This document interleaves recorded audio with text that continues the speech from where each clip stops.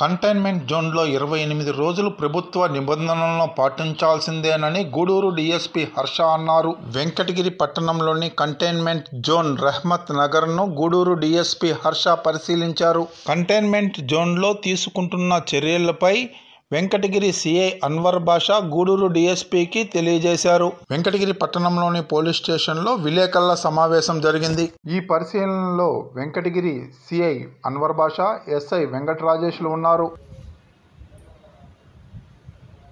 వెంకటగిరి మున్సిపాలిటీలో మనకు రహమత్ నగర్లో పాజిటివ్ కేసు వచ్చింది.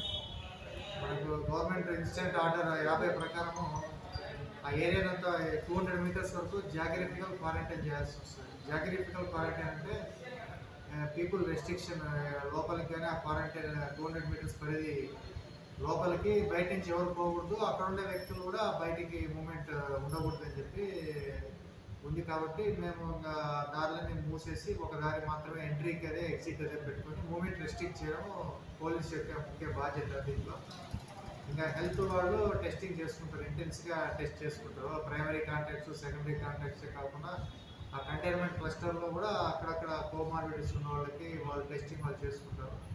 అట్లే మున్సిపాలిటీ వాళ్ళ సిబ్బంది వాళ్ళ బాధ్యత ఏంటంటే వీళ్ళు బయటికి రాని కాబట్టి వాళ్ళకి నిత్యావసర సరుకులు, ఎసెన్షియల్ కమాడిటీస్ వాళ్ళ అవసరాన్ని వీళ్ళు గుర్తించి వాళ్ళతో కాంటాక్ట్ హెల్ప్ లైన్ నెంబర్ పెట్టుకొని వాళ్ళకి నిత్యావసర సరుకులు, అది కూరగాయలు అయితేనేమి, ఫ్రూట్స్ అయితేనేమి, అట్లే ప్రొవిజన్స్ అయితేనేమి వాళ్ళు సప్లై చేయాల్సిన బాధ్యత ఈ డిపార్ట్మెంట్ ఆ డిపార్ట్మెంట్ వాళ్ళ బాధ్యతను నిర్వర్తిస్తుంది. ఇట్లా మనకు 28 డేస్ వరకు ఎటువంటి కేసు రిపోర్ట్ కాకపోతే 28 డేస్ తర్వాత దీన్ని డీనోటిఫై చేస్తారు. రెవెన్యూ అథారిటీస్, కలెక్టర్ గారు దీన్ని డీనోటిఫై చేస్తే కంటైన్మెంట్ క్లస్టర్ యాక్టివిటీ అనేది క్లోజ్ అవుతుంది. ఈ 28 డేస్ వరకు మనము పీపుల్స్ రెస్ట్రిక్షన్ అనేది బాగా రెస్ట్రిక్ట్ చేయాలి. ఆ ఏరియా నుంచి బయటికి రాకుండా బయట నుంచి ఆ ఏరియాకి ఎందుకంటే స్ప్రెడ్ కాకుండా మెయిన్ జాగ్రత్తగా క్వారంటైన్ ఉద్దేశం ఏంటంటే ఒకవేళ కేసులు స్ప్రెడ్ కాకుండా దాని వరకే నియంత్రించే ముఖ్య ఉద్దేశం అదే. కాకపోతే ఆ కంటైన్మెంట్ క్లస్టర్ ఎత్తేస్తుంది, మళ్ళీ ఫ్రీగా మూమెంట్ బయటికి రావచ్చు. 28 డేస్లో కూడా టెస్టింగ్ అనేది బాగా చేస్తారు. ఆశా టీమ్ వాళ్ళు, మెడికల్ డిపార్ట్మెంట్ వాళ్ళు ఆ ఏరియా కూడా ఇంటెన్స్గా టెస్ట్ చేసుకుంటారు. బఫర్ జోన్లో టెస్ట్ చేస్తారు, కంటైన్మెంట్ క్లస్టర్లో కూడా టెస్ట్ చేస్తారు. ఎవరైనా అవకాశం పెట్టింటే వాళ్ళని పికప్ చేసి క్వారంటైన్. మెయిన్ ఉద్దేశం ఏంటంటే స్ప్రెడ్ అనేది అక్కడి వరకే ఆపేయటం, మిగతా చోటు స్ప్రెడ్ కాకుండా. దీని ముఖ్య ఉద్దేశం. మా పోలీస్ ముఖ్య ఉద్దేశం ఏంటంటే ఇంకా ఎవరిని మూమెంట్ రెస్ట్రిక్ట్ చేసినా బ్యారికేడింగ్ అవన్నీ మేము వేసుకొని క్లోజ్ చేసుకొని ఒక వేరే పెట్టుకుంటే ఈజీగా మనకు ఉంటుంది. 2-3 దారులు ఉంటాయి కదా ఏరియాకి. ఒక పక్క ఎటు దేవుడు చూసినట్టు వెనకల పక్క మన కాలం ఉంది, న్యాచురల్ బ్యారికేడింగ్ అక్కడ ఏం అవసరం. ఇంకా రాపూర్ రోడ్ది క్లోజ్ చేస్తున్నాం. ఓన్లీ మెయిన్ హైవే నుంచి ఎంట్రన్స్ ఉండేదాన్ని మాత్రమే పీపుల్ మూమెంట్ రెస్ట్రిక్ట్ చేయడం ముఖ్య ఉద్దేశం పోలీస్.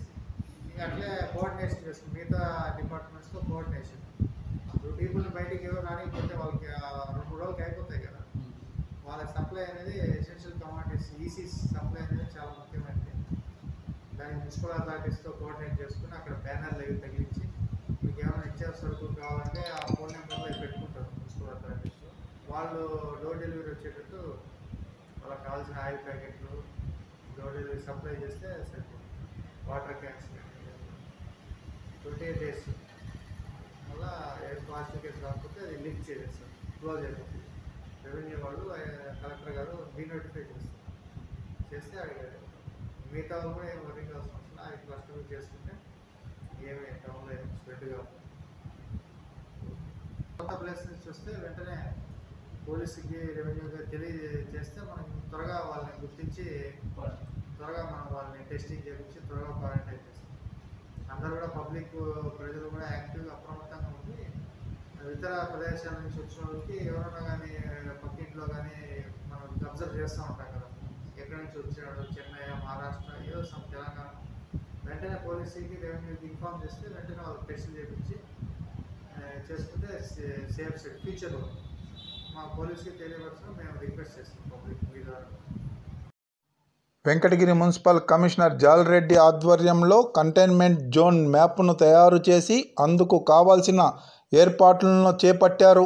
కంటైన్మెంట్ జోన్ రహ్మత్ నగర్లో ఇప్పటికే మున్సిపల్ సిబ్బంది బ్లీచింగ్, సోడియం హైపోక్లోరైడ్ ద్రావణంను స్ప్రే చేశారు. కంటైన్మెంట్ జోన్ రావడంతో వెంకటగిరిలోని పలు వార్డుల్లో సోడియం హైపోక్లోరైడ్ ద్రావణమును మున్సిపల్ అధికారుల ఆధ్వర్యంలో సిబ్బంది స్ప్రే చేస్తున్నారు.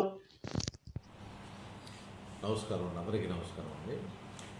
ఈరోజు మనకి మన మొదటిసారిగా మనకి అన్ని మున్సిపాలిటీల్లో చివరిగా మన వెంకటగిరి మున్సిపాలిటీలో కూడా ఒక కరోనా పాజిటివ్ కేసు నమోదైంది. ఇప్పటివరకు ప్రజలందరి సహకారంతో, అధికారుల కృషితోటి మనం కరోనా కేసులు ఇక్కడ నమోదు కాలేదు. కానీ మన కుమ్మరమెట్టు 4వ వార్డులో కుమ్మరమెట్టు పరిధిలో ఉన్నటువంటి రహమత్ నగర్లో ఒక అమీరున్ అని ఒక లేడీ, ప్రెగ్నెన్సీ ఉన్నటువంటి లేడీ చెన్నై నుంచి 22వ తేదీ ఇక్కడ రావడం జరిగింది. ఆమె ప్రెగ్నెన్సీ కాబట్టి హోమ్ క్వారంటైన్ సజెస్ట్ చేశారు మెడికల్ ఆఫీసర్ బంగారుపేట వాళ్ళు. 24వ తేదీనే శాంపిల్స్ పంపించడం జరిగింది. సో 29వ తేదీ 2 పాజిటివ్ అని వస్తే ఫైనల్ టెస్ట్ రిజల్ట్స్ కూడా పంపించి వీళ్ళ నెల్లూరుకి ప్రైమరీ కాంటాక్ట్స్ని గూడూరుకి తరలించడం జరిగింది. సో వాళ్ళని టెస్ట్ చేసినప్పుడు ఫైనల్ టెస్ట్లో వీటీఎంలో ఆమె పాజిటివ్ అని తేలింది కాబట్టి ఫోన్ ద్వారా మనం సమాచారం అందుకున్నాము. అందుకొని సో పోలీసులు వారు, మెడికల్ డిపార్ట్మెంట్ అందరితో కలిసి ఇప్పుడున్నటువంటి కోవిడ్ నిబంధనల ప్రకారము 200 మీటర్స్ 200 మీటర్స్ కంటైన్మెంట్ జోన్ గాను, దాని తర్వాత వచ్చే 200 మీటర్ల బఫర్ జోన్ గాను తయారు చేసి అన్ని బార్కేడ్స్, చెక్ పోస్టులు అన్నీ కూడా నిర్మాణం పూర్తిగా వస్తున్నాయి, మీరు చూసే ఉంటారు. అదేవిధంగా లోపల విషయానికి వస్తే కంటైన్మెంట్ లోపల ప్రజలందరూ కూడా ఏంటంటే భయాందోళన గురి కావాల్సిన పని లేదు. కానీ వీళ్ళు బయట తిరగకుండానే ఎవరి ఇంట్లో వాళ్ళు ఉండాలని చెప్పి విజ్ఞప్తి చేస్తున్నాను. అదేవిధంగా వీళ్ళకి కావాల్సినటువంటి నిత్యావసర సరుకులు కానివ్వండి, ఏవైనా సరే మనం ఒక కాల్ సెంటర్ పెట్టి ఒక నంబర్ ఇవ్వడం జరిగింది వాళ్ళకి. సో వాళ్ళకి కావాల్సినటువంటి మెడిసిన్స్ కానీ, పళ్ళు కానీ, కూరగాయలు కానీ, పాలు కానీ, ఇతర నిత్యావసర వస్తువులు కానీ రిపోర్ట్ చేసి చెప్పినట్లయితే మన దానికి నియమించినటువంటి అధికారులు వాటిని బయట తీసుకొని ఒక వెహికల్ ద్వారా లోపలికి తీసుకుపోయి ఎవరైతే వాళ్ళు ఆర్డర్ ఇచ్చారో వాళ్ళకి ఇవ్వడం జరుగుతుంది. సో నేను చేసే శాంపిల్స్ కూడా మన మెడికల్ డిపార్ట్మెంట్ వాళ్ళు చెప్పిన దాని ప్రకారం ఏంటంటే అక్కడ ప్రైమరీ కాంటాక్ట్స్ 10 మంది ఉన్నారు, సెకండరీ కాంటాక్ట్స్ 99 మంది ఉన్నారని చెప్పి ఆమె చెప్పడం జరిగింది. ఈ 10 మందికి కూడా అంత ఉన్న ప్రైమరీ కాంటాక్ట్స్కి ఈ 99 మందిలో 58 మందికి ఇప్పటికే టెస్టులకి శాంపిల్స్ తీసి పంపడం జరిగింది. మిగతా 41 మందికి కూడా ఈరోజు శాంపిల్స్ తీసి పంపిస్తున్నామని మెడికల్ ఆఫీసర్ బంగారుపేట వారు తెలియజేయడం జరిగింది. సో ఇప్పటికే మనం లోపల శానిటేషన్ విషయంలో సోడియం హైపోక్లోరైడ్, బ్లీచింగు, తర్వాత డోర్ టు డోరు డిస్ఇన్ఫెక్టివ్ శానిటేషన్ కూడా చేయడం జరిగింది. సో ప్రజలందరూ దీనికి భయభ్రాంతానికి గురి కావాల్సినటువంటి పని లేదు. కానీ ఖచ్చితంగా మాత్రం జాగ్రత్తలు తీసుకోవాలి. ఈ మన టౌన్లో కూడా వెంకటగిరిలో ఉన్నటువంటి మిగతా భాగంలో కూడా షాపు ఓనర్సు వివిధ రకాల షాపులు ఓపెన్ చేసుకునే దానికి ఇప్పుడు కంటైన్మెంట్ జోన్ బయట అవకాశం ఉంది కాబట్టి షాపు ఓనర్సు ఆ సోషల్ డిస్టెన్స్, సామాజిక దూరం విషయంలో సర్కిల్స్ వాళ్ళే వేసుకొని వాళ్ళే ఏర్పాటు చేసుకోవాల్సినటువంటి అవసరం ఉంది. అదేవిధంగా ప్రతి షాపు ముందు కూడా శానిటైజర్ పెట్టి వచ్చిన కస్టమర్ అందరూ కూడా శానిటైజర్తో శుభ్రం చేసుకునే అవకాశం కల్పించాలి. అదేవిధంగా లోపల ఉన్నటువంటి వాళ్ళు నిర్వాహకులు గ్లౌజెస్ అండ్ మాస్కులు కంపల్సరీగా పాటించి ఇవన్నీ ఈ సోషల్ డిస్టెన్స్ నిబంధనలు పాటించినట్లయితే మనం కేవలం ప్రివెన్షనే మాత్రమే చేయగలము. కాబట్టి ప్రజలు అదేవిధంగా వివిధ షాపుల యజమానులు కూడా ఈ రూల్స్ అన్నింటినీ కూడా ఖచ్చితంగా తూచా తప్పకుండా పాటించి ఫర్దర్ మనకేమీ వెంకటగిరిలో ఫర్దర్ స్ప్రెడ్ కాకుండా ఉండేదానికి ప్రతి ఒక్కరు కూడా సహకరించవలసిందిగా కోరుతున్నాము.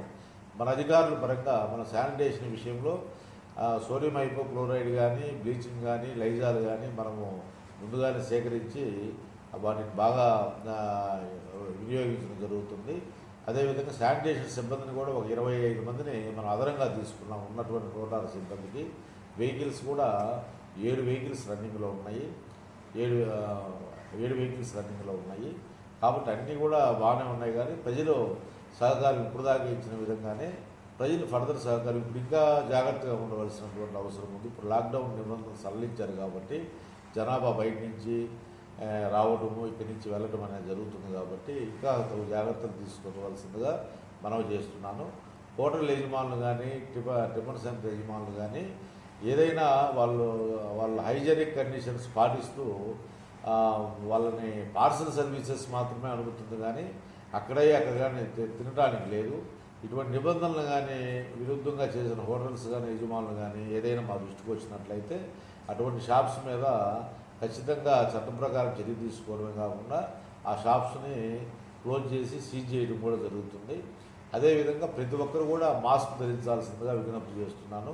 పబ్లిక్కి మన మున్సిపాలిటీ వైపు నుంచి కూడా పబ్లిక్ ఎవరైనా మాస్కు వేసుకోకుండా మాస్క్ ధరించకుండా బయట కానీ కనబడితే వాళ్ళకి 500 రూపాయల ఫైన్ విధించే విధంగా కూడా మున్సిపాలిటీ నిర్ణయం తీసుకొని అది మున్సిపల్ అధికారులు తిరుగుతున్నారు. అదేవిధంగా మనకున్న 14 సచివాలయాల్లో ఉన్నటువంటి సిబ్బందిని వాళ్ళ సచివాలయ పరిధిలో ఉన్నటువంటి షాప్స్ దగ్గర ఈ సోషల్ డిస్టెన్స్ పాటించేదానికి, మాస్క్ లేకుండా ఉండే వాళ్ళకి ఫైన్ వేసేదానికి, సో వాళ్ళ షిఫ్ట్ సిస్టంలో 3 బ్యాచ్లుగా ప్రతి సచివాలయం వాళ్ళు, సచివాలయ ఎంప్లాయీస్, వాలంటీర్స్ వాళ్ళని తిరిగి వాళ్ళ ఏరియాల్లో ఈ నిబంధనలు పాటించేటట్టు చూడవలసిందిగా వాళ్ళకి ఆదేశాలు ఇవ్వడం జరిగింది. దీనితో పోలీసు వారు కూడా సహకరిస్తున్నారు. ఆ ప్రజలు కూడా సహకరించి మనకి ఫర్దర్ వ్యాప్తి నిరోధకానికి ప్రజలందరూ సహకరించవలసిందిగా మనం చేస్తున్నాం. Thank you. దుకాణదారులకి మున్సిపాలిటీ తరఫున హెచ్చరిక ఏంటంటే ప్రతి ఒక్క నిర్వాహకులు కూడా, నిర్వాహకులు కూడా కంపల్సరీగా వాళ్ళు మాస్కు, గ్లౌజెస్ ధరించాలి. పబ్లిక్ అందుబాటులో శానిటైజర్ పెట్టాలి. వాళ్ళ షాప్ ముందు 6 అడుగులు పాటించేటట్టుగా, సోషల్ డిస్టెన్స్ పాటించేటట్టుగా సర్కిల్స్ వేసుకోవాలి. ఇవన్నీ అవన్నీ నిర్వహించవలసిన బాధ్యత దుకాణదారులది.